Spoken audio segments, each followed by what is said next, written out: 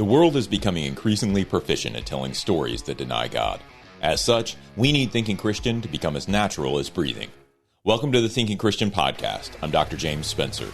Through calm, thoughtful, theological discussions, Thinking Christian highlights the ways God is working in the world and questions the underlying social, cultural, and political assumptions that hinder Christians from becoming more like Christ. Now, on to today's episode of Thinking Christian.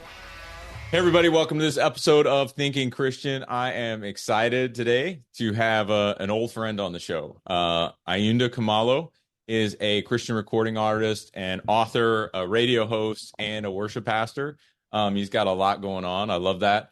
But we actually met when I was we were both at Moody Bible Institute. And so I've kept up with him on Instagram. He's got a new album that's coming out or has been released. He'll talk a little bit about that. And you should really check out his children's books. He's got a one I know is published, and you got another one coming out. So those are super cool. Ayanda, welcome to the program, man. How you doing? Brother, I'm doing great. Apart from it's snowing outside.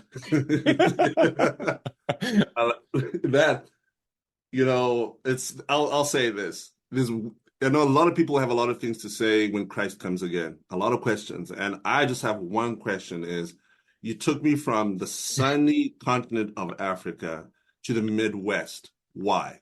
That's the only question I'll have. Not about theology, not about salvation, none of that deep theological stuff about faith. Just that's the only question I'll have. No, I'm good. I'm good. Dude, my wife and I have had that conversation so many times because, we've moved 9 times in our marriage. And we just keep moving within the Midwest. And we're like, what is the matter with us? Why can't we move somewhere like where it's nice weather, just for a while at least? I mean, it's kind of nice to see the seasons change, but Hawaii sounds good. Oh, I received that word. I received. Well, dude, tell us a little bit about what you got going on. So your new album is out or coming out? It came out January 26th. Came out January 26th. Very cool.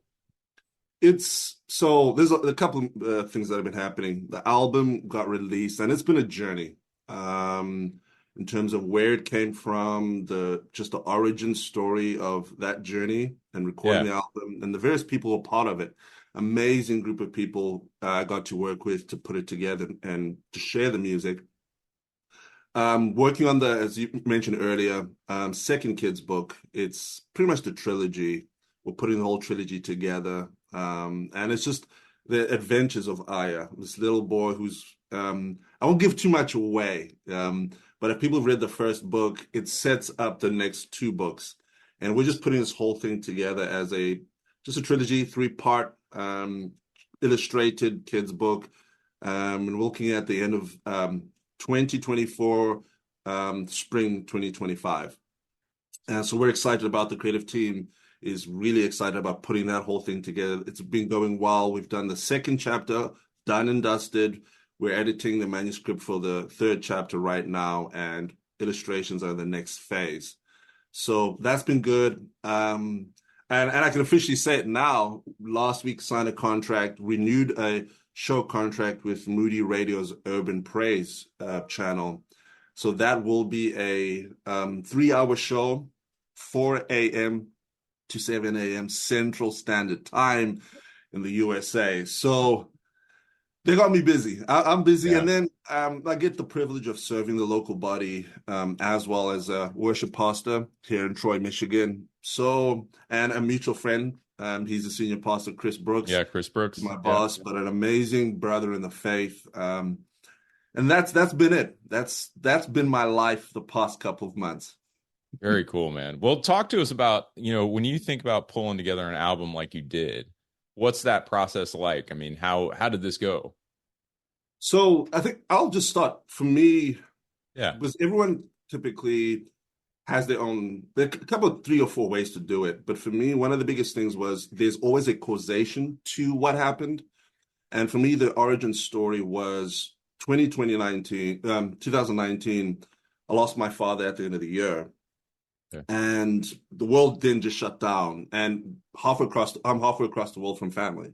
Yeah.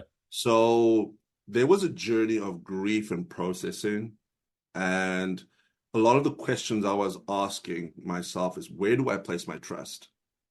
And at some point in that processing, the Lord just dropped that question through various people and in his word. Who do you place your trust in? And automatically I said, no, I place my trust in Jesus. And as a believer, that's, sometimes so cliche, the Christian words to say, but it was actually that journey of, I actually placed my trust in Jesus. The realization spiritually, internally, mentally, and emotionally. And once I landed there, it was this journey of, mental health, healing, counseling, emotional health. And at that point, I moved. I was in Chicago at that time. I moved to Troy, Michigan, to the role that I'm currently in, serving in the local body, local church. And I just started writing just concepts of, hey, the next project. I'm taking inspiration from different friends and people, and like this is the sound I'm looking for. I'm looking for a global sound, a fusion sound. And I kid you not, it was around April 2022. I started writing the project. I reached out to a good brother who's a co-producer, Ross Fishburne. He's produced a lot of projects. He's worked with Shane and Phil Wickham. And I just said to him, hey, I want to work on a 3-song EP. Extended play, that's what EP stands for. Just 3 songs, keep it short and simple. And I think I have the first song, and it'll take me a season, but not too long. So our goal was October 2022 to release this project. Okay. But lo and behold, got it out of the plans. At Thrivent, planning your finances is bigger than money. It's a way to support the people, causes, and community you love. Because helping you put your faith into action is at the heart of what we do. Thrivent, where money means more. Connect with us at Thrivent.com. So I wrote the first song. It sat for like a day, and then I just hit this creative buzz. We wrote 8 songs in the space of 48 hours. Wow. And I was primarily, I typically write the melody and the lyrics, and then the rest of the team fleshes it out. But I was literally like 2:00 in the morning, like I'm spending time on the word, the lyrics are just rolling. I'll go to sleep. I'm voice memoing an idea and a melody. I go to sleep. 2 hours later, I'm waking up again. It's just rolling out, snowballing. So we have 8 songs done in terms of the idea. I send everything across, and he initially is like, well, I thought we were going to do 3 songs. And then I said, well, let's just do 5, and we can put 3 on the shelf. So we brought in another co-producer. His name is Brandon B., based in Washington State on the West Coast. And amazing how both are believers, both strong in the faith, both creative, out of the box type of producers. And he started in terms of some laying down the basic work for the project. And then he had to move houses. So he had to shift studio. So the October deadline was then shifted to May 23. Okay. So we were like, okay, I would rather have a project that's deep, done professionally, of the highest standard. Yeah. We'll take our time. Right. So come January 2023, we're behind on the deadline. In terms of the whole project, we've got 5 potentially we've started to work on, and then the Lord just nudging me, I need you to pull the other 3 off the shelf, put them in the project. And at the same time, I'm an independent artist, so I'm looking at numbers, budget, marketing, how am I paying all these musicians, and how's this whole thing coming together? And I'm like, Lord, I don't have the funding to be doing an album with 8 songs. And God's like, well, it's my project, it's for my people. You just stay in your lane, do what you've called to do, and I'll take care of the rest. And one of the things, my philosophy behind all the projects I record is, it's all for the work of one person coming to know Jesus in their faith. So all the work, the investment, the time, the relationships, it's worth that one person. Yeah. The second thing is we wanted to create music that a non-believer would want to play. They may not agree with the gospel message, but they love the music. Yeah. And then we wanted it to be Christocentric, theologically sound, biblically based. So all those factors were always in everything. And the team bought into that. So March, we're rolling. We know the deadlines, we're missing the deadline. And then I said, okay, let's bump it a couple months. Let's do October. Because we were just in a creative zone. We had pulled in a couple of other people, amazing people. My good friend, who's my music director when I'm on the road, Austin Deadman. He just finished being on the Hamilton tour as associate conductor, assistant conductor. So in between shows in the day, he's recording piano and pads and all the key stuff. Ross he was on a family trip before he moved. So at least 2 of the songs, he was recording drums in his RV. Which is this type of stuff never happens. Right. He's also recording bass. Brandon is playing electric guitar, and we've got a couple of people we're just pulling into this project. So we get to July. We've recorded 8 songs. We throw in another, and at the same time, I'm writing another song, and I was like, "Hey, we're going to factor this in." So we record all 9. We're pretty much at the back end. And I'm sitting there and I'm like, there's a song that is missing. Okay. That just kind of pulls this whole thing together. So lo and behold, I like to read hymns. I like to look at the lyrics, read about the heart behind why hymns were written, read about who the writer is and their experience and the origin story behind the hymn. And Joyful, Joyful, We Adore Thee pops up.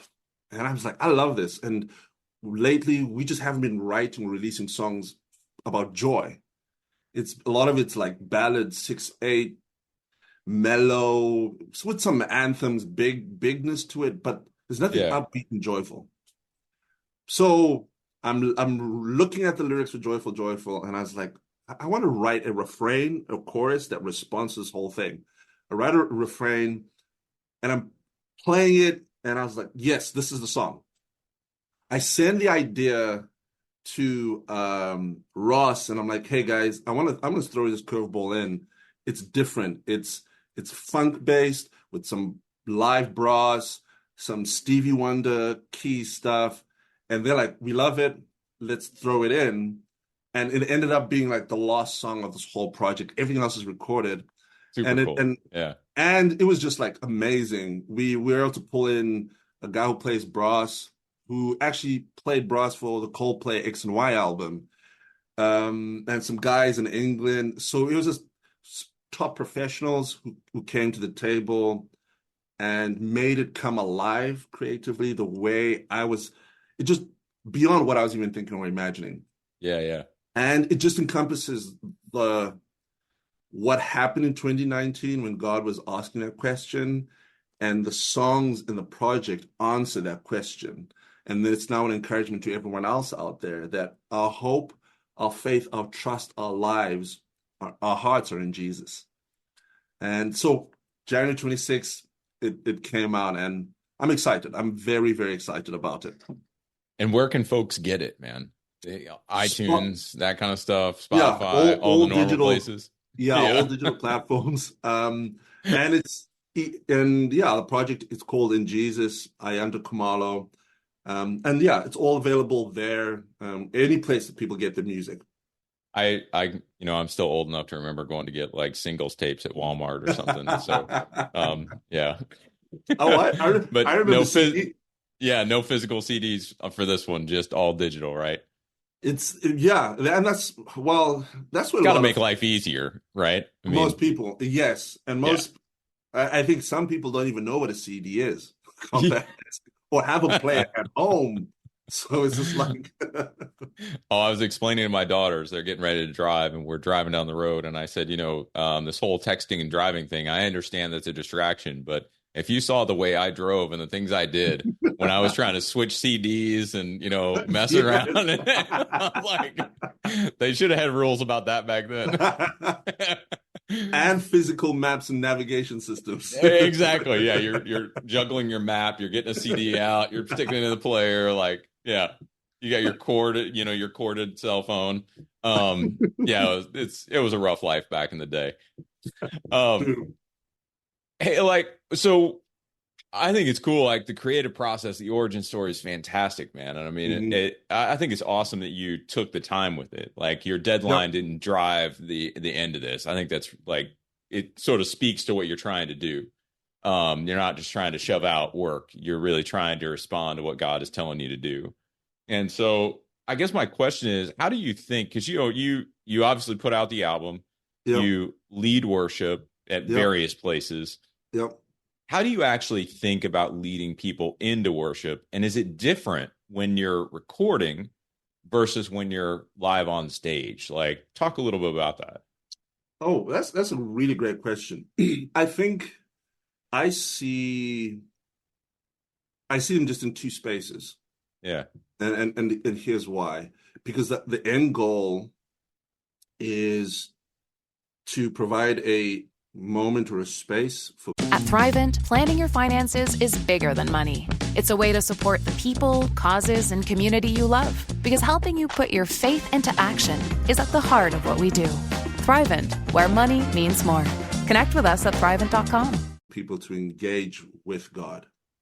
Okay. The beauty with anything recorded, you can continually kind of replay it Yeah. over and over and over again for whatever time length of period, a couple of years, couple of months, couple of days, couple of weeks. Those are the benefits to anything recorded. But my approach is in the same way I do live congregational context and studio, is I approach it the same way. My pattern is I'm always approaching like a producer. What do I want this to sound like? What's the message I'm trying to communicate? And every piece of the process and the parts that play into the process have to contribute to that message. It's the same approach in the studio. Everything has a role to play. Every note, there's a reason why we're playing that note. There's a reason why we're singing that note in the melody. There's a reason why they were playing the kick or the snare, the downbeat here. We're hitting the crash here. The different parts, the keys, the guitars, the Yeah. bass, the drums, percussion, brass. We have to be intentional about where we place that, because at the end of the day, the music has to support the message. People need to feel the message of the lyrics as well. Yeah. And that's good music. When I lead live, exact same thing. I think like a producer when I'm at a rehearsal and I'm playing with a band or my band. And we'll go into the weeds. We'll go into, hey, why are you playing that? Why did you play that note? What's the intention? Don't just throw something out there just for the sake. Think through everything you're doing. Listen to everyone else.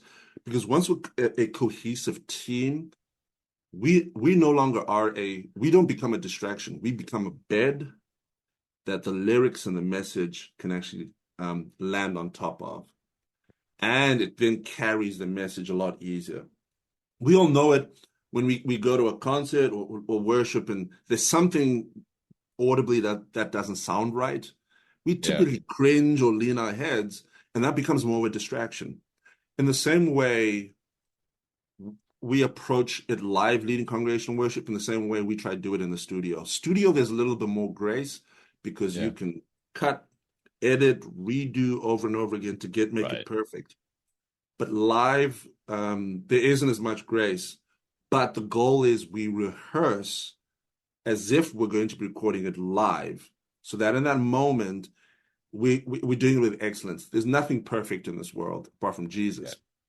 Yeah. But we know we're doing with a heart and an attitude and a perspective of we're going to do our best. We're going to rehearse. We're going to practice on our own as a team. So when we do it, it's done with the best energy, passion, and desire.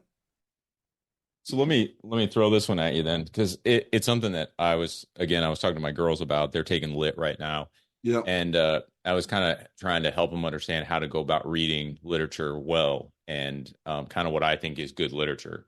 Yeah. And part of what I think is good literature, especially fiction, I wasn't thinking nonfiction, but fictional literature.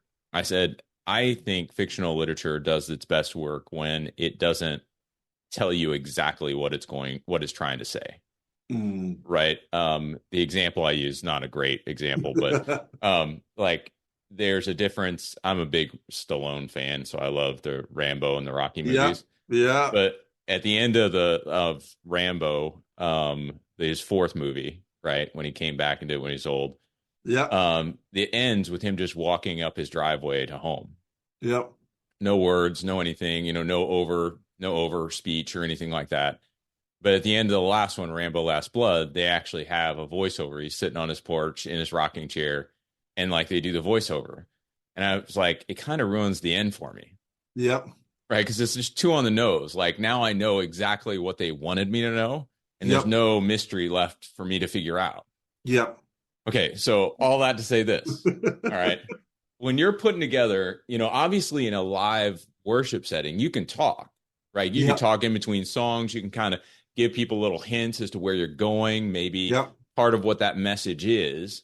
On an album, even if you did it, there's no guarantee. I mean, it's like writing a book, right? yes. First chapter should be like the second chapter, the second, they should lead into one another, but there's no guarantee people are actually going to read that. Nope. And so do you think of it like when you're putting the album together, obviously you've got some sort of a thematic approach and a broad message you want to pull together. Yeah. How do you think about that when you sort of have to know that people are going to experience that album in one shot pieces a lot of the time Yes. versus just sitting down and listening to the whole thing? Do Yeah, and you plan for both? You know what I'm saying? That's a great question. Yes, yes, I do, but I don't hold strongly to that because Okay. each song has to stand alone, but each song has its own particular message. It's like the subcategory within the main theme, and we Okay. can go down the rabbit hole in that area. So when you listen to, and that's why I would always encourage people, and I know it's work, but listen to the whole album. Right. Um, and for any artist worth their salt, and then when they put together an album, a really good musician, listen to the whole album because that's when you get the full picture. Um, when you listen to one song, you just get probably a quarter or a third or a tenth of this picture that this canvas that they've been painting. But you do factor it in when you put the project together. And for me, that's what I do. Okay. I always look at it, okay, there's always that thesis at the front end.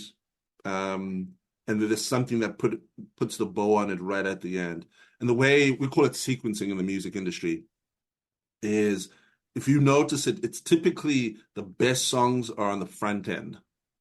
The ones that are like, man, the big hits, the songs that people typically, that's what they listen to. Yeah. And they know that there are people who want to listen to the whole album. But their hope is if you get hooked on the first 3 or 4 songs, and you're on a roll, you'll continue to listen to the whole album. Those carry through. So some secrets for your listeners and those watching. I'm in it, so I'll say it, and it's you'll find it on Google or on the internet. Sure, yeah. We typically release 1 or 2 singles before we release an album. Okay. And those 2 singles or single typically are on the front end of the album. So we're giving you a taste of what's to come. We play that song over the course of 2 to 3 months. We get you excited. You're like, wow, I love the song. So when we release the album, the first thing you're looking for is that single. Okay. And typically it's at the top, number 1, number 2, number 3, and maybe number 4. Yeah. And at that point, we've got you, oh, okay, it's number 3. I need to listen. Let me listen to number 1 and number 2 to get to the song that I like from this artist. And at that point, if you're liking the first 2, we've got you in. And the attention span of today it's gone from a couple of minutes to like they say now the first 10 seconds of a song is make or break. And the first 10 seconds of a song of an album, number 1, is make or break, apart from that single they released. If we don't get people, and that's just industry right now in science, if I don't get the listener in the first 10 seconds, I've lost them. You don't get them. The likelihood of them ever listening to the rest of the project, it may be circumstantial because of a friend were like, man, you should have listened to this song. Yeah. So that's the science. I don't, in as much as it is the formula, I don't hold as much so strongly to that, because as I said earlier, whatever God chooses to do with the project, and he is doing stuff through it, he'll put it in front of the right people. Hey, everyone. Hopefully you enjoyed this first portion of the interview with Ayanda. And please join us back tomorrow for tomorrow's episode, where we'll continue the interview with Ayanda, continue talking a little bit about music and the process that he goes through to help lead God's people through worship, as well as discussing a little bit about his children's book, the one that he already published, as well as one that he has forthcoming. So join us again tomorrow on Thinking Christian. Just want to take a second to thank the team at Life Audio for their partnership with us on the Thinking Christian podcast. If you go to lifeaudio.com, you'll find dozens of other faith-centered podcasts in their network. They've got shows about prayer, Bible study, parenting, and more. Are you seeking to deepen your faith and embrace your identity in Christ? Then tune into the Bought and Beloved Christian podcast hosted by me, Kirby Kelly. Join me each week as we dive into God's Word, explore its truths, and learn how to live out our faith boldly. Whether you're new to the faith or looking to grow closer to God, the Bought and Beloved podcast offers insightful discussions, heartfelt encouragement, and practical advice for your spiritual journey. Subscribe now on your favorite podcast platform, and let's walk this faith journey together here on the Bought and Beloved podcast.